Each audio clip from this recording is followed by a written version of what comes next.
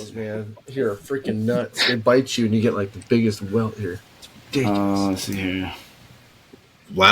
Alaska to bite through your freaking jeans, dude. Yeah, that's because those are pterodactyls. Those aren't mosquitoes. All right, so if you guys can see my screen, here is the sign that I am getting ready to cut tonight. It is not complete yet or ready to cut into pieces with my acrylic. There's a few things I need to do to edit it. And if you see this spot right here where my mouse is, it's where the scorpion ends. There's the side of a scorpion here, and it doesn't have a line that connects the bottom portion to the top portion.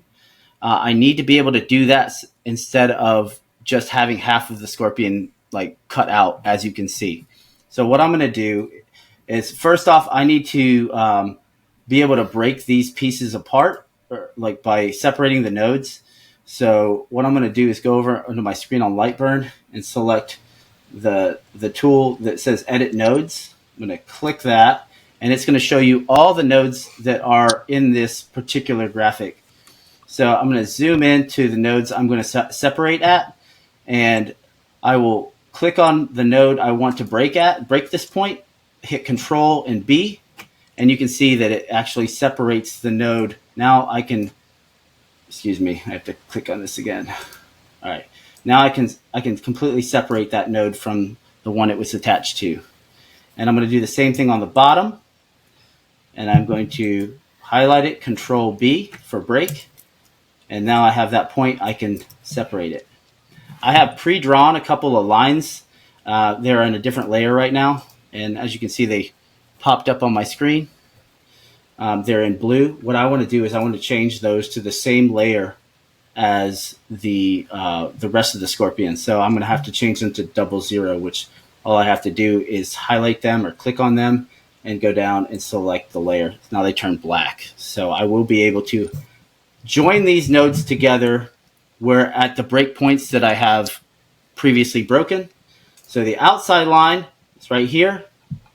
I'm going to grab it and select the Edit Nodes button again.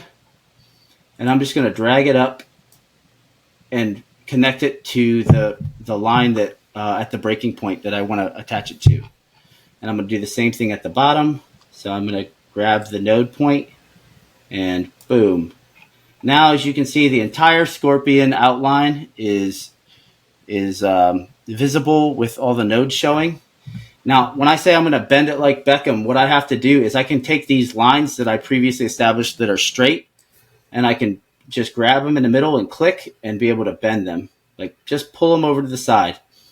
And everybody see how the line is moving? I have actually connected two nodes together in here, so I'm going to do it again. So it gives me a sort of a complete scorpion outline on the outside. So now when I cut the piece out, it'll cut the entire piece, the entire scorpion body out, and I don't have to worry about the laser stopping and essentially wasting material because I don't have a complete line cut out. So for the inside, it's the same thing. So I have, let's go back to Edit Nodes, right? I'm going to click on this guy right here, and I'm going to bend this node around, and you can obviously just change the angle in which it's been around with these little tools right here, the blue dots. So the red dots are the nodes, the blue dot, these are blue, right? That's a red dot. All right, which that one's you're currently messing with? All right, so when I don't have it selected, it's blue. When I select it, it turns red. All right, and so I just go ahead and start messing with it, bending it around. I'm going to do the same for the bottom. So I'm going to pull the breaking point up, and I'm going to flip the node, what do you call it, the node adjuster around. And now what I can do is take the previously established second line and attach it at the break point. See this right there. All right. And the same thing at the top. Boom. Now it is a fully enclosed shape, and just grab those lines and pull them out. So if you're having trouble, if you have an image that you converted and you need to be able to change the directions that the nodes are going or change the lines, how they're looking, all you have to do is break the nodes apart, and reestablish your whatever lines you want to look at by drawing lines and using the nodes to the break nodes a function on Lightburn. Any questions, boys? I do have something to add just for the newer users of Lightburn. So real quick, Nick, can you zoom into your left tool panel where you selected the node editing real quick? Are you able to do that, or does it not really zoom in like that? For some reason, it stopped working. Okay, that's okay. Oh, there it goes. So I can zoom into the. I can zoom not into the actual node editing. All right, so Nick, if you could for me real quick, take your mouse and just hover over the node editing real quick. If it wants to work. So real quick for new users out there, if you don't know this, so Nick was able to say, okay, break shape at point, right? And that that could be common knowledge, but for some it might not be. If you go over the node and you hover your cursor over the node editing button itself, it'll actually populate a list of hotkeys. And it'll actually break open like the different letters. Oh, right here? Yeah, so if you just like come off of it and go back on and then leave it and don't move it. Right click real quick. On it.